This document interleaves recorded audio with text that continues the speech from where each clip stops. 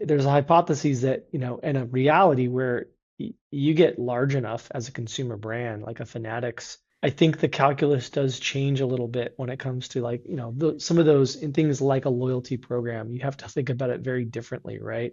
It just changes the game. And I think you're obviously already heavily focused with the right types of broad content, influencers, and things like that. So that just seems to resonate with me.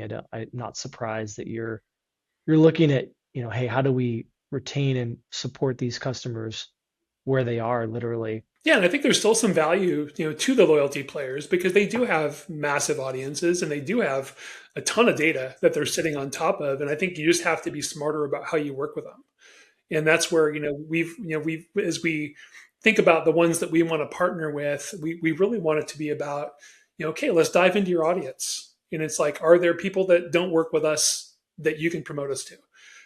Yes, Can we dive love into your that. data for lapsed, for new? I mean, what can we do to really, kind of, find, good value Yeah, in what's in your audience and not just reacquire and reacquire and reacquire and reacquire, but it's like, what can we do to get incremental value out of what you're doing and how willing are you to work with us?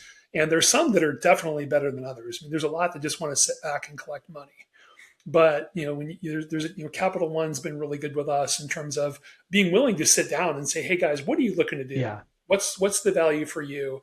This is where we think we can find it. Let's try it." And I then love that. testing, going through that stuff. Let's run a campaign, see how it worked. If it works well, hey, cool. Let's go. Let's step this up. Let's Yeah, maybe try some other brands. Let's try.